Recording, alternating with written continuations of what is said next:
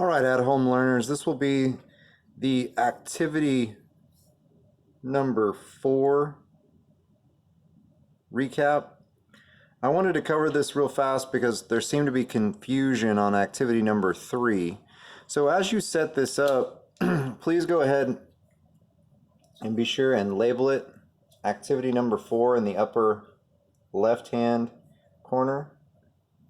Your heading can go in the upper right.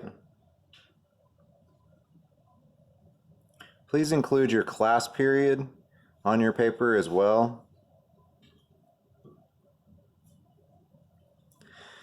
So for this, you'll need a regular pencil and a 12-inch ruler. I would also recommend a high-quality eraser. I'll be using a drafting pencil so that it's a little bit easier for those of you at home to see. We want to start by setting our horizon line at 4 1/4 inches down. If you're still struggling to find 4 1/4 inches on the ruler, if you'll measure to the 4-inch mark, and then if you count 1, 2, 3, the 4th small mark beyond that should be 4 1/4 on your ruler.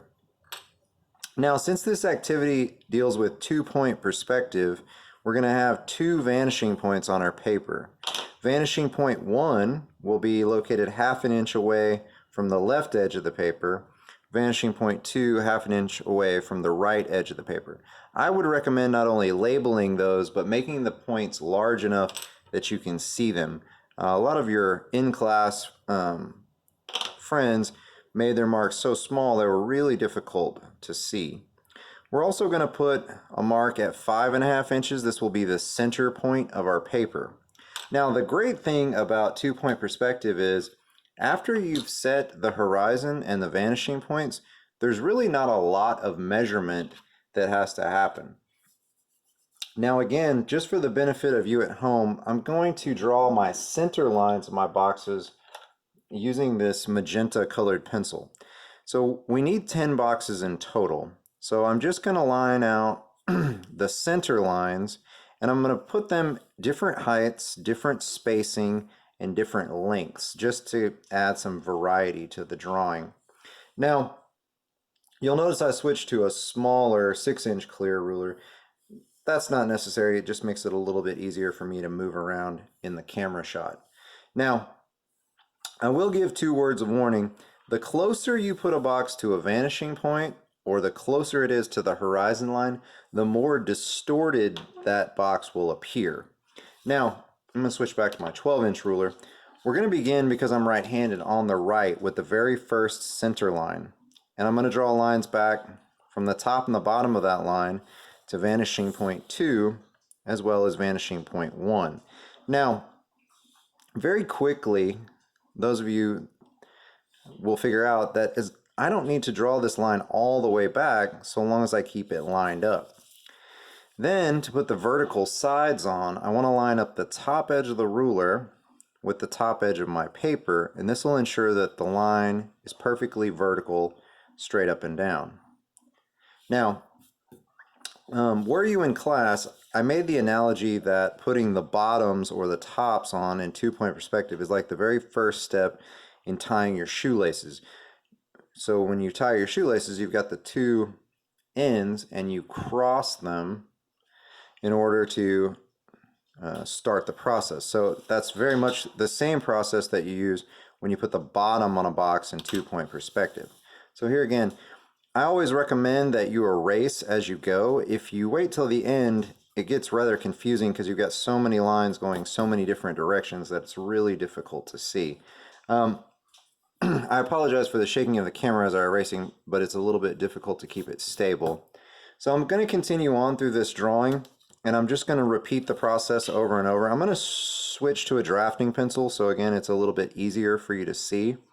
So again, I always make sure that I'm lined up with a vanishing point when I'm drawing my lines back. If you had difficulty with activity number 3, I apologize. I realized the video quality was not quite where I wanted it to be on that activity. Unfortunately, it was not to be helped. So again, notice that I made that box quite a bit smaller, and as I put the bottom on, the lines will cross one another. This is true 2-point perspective. A few of you got confused and turned in an activity which displayed 1-point perspective. Again, 2-point will always start with lines going back to vanishing point 1 as well as vanishing point 2. Now you'll notice by the speed at which I'm executing this that I'm not actually measuring.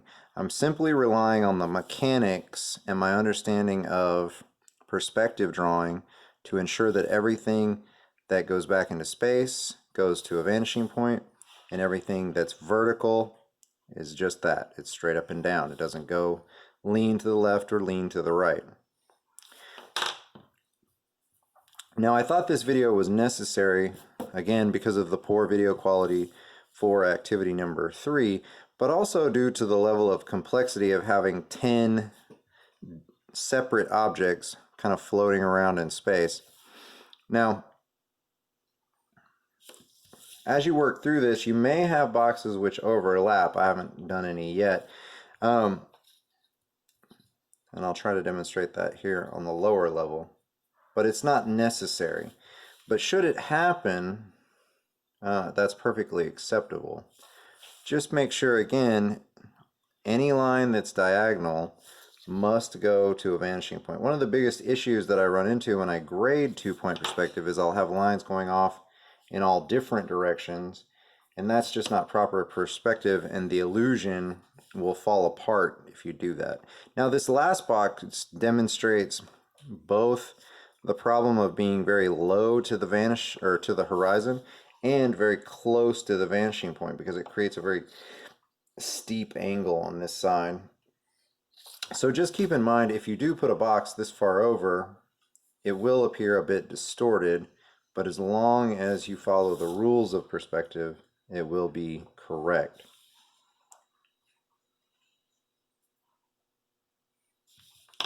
And again, keep erasing as you're going. That's going to limit the amount of lines and confusion. All right, so we're about 7 minutes in. So I try to keep all these videos a little bit less than 15 minutes. So notice when I went to the bottom, I again started on the right-hand side because I'm right-handed. If you're left-handed, then I would recommend that you start on the left-hand side.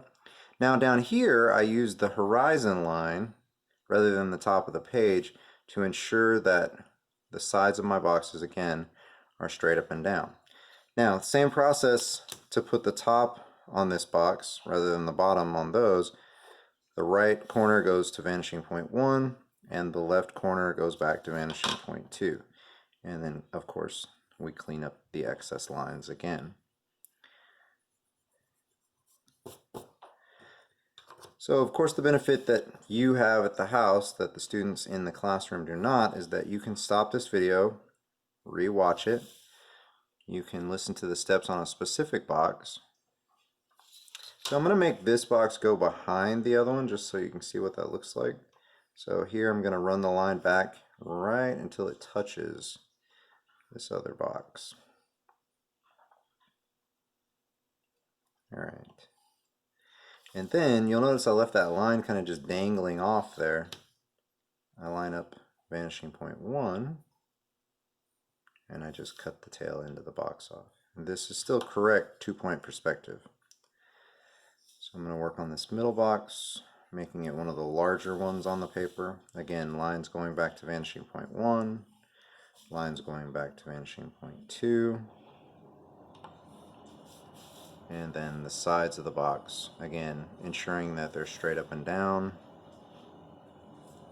not leaning out or leaning in.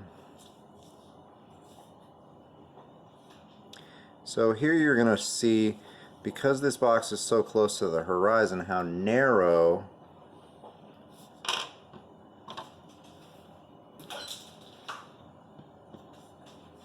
the top of this box appears. And again, that's because it's close to the horizon. So I'm going to move to this very small box down at the bottom. Again, making sure that I line up carefully with the vanishing point each time.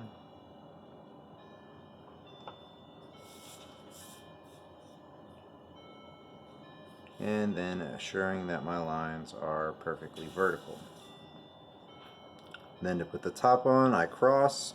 The right corner goes to vanishing point 1, the left corner goes to vanishing point 2, and again I'm going to clean up any little extra lines that are hanging off the box.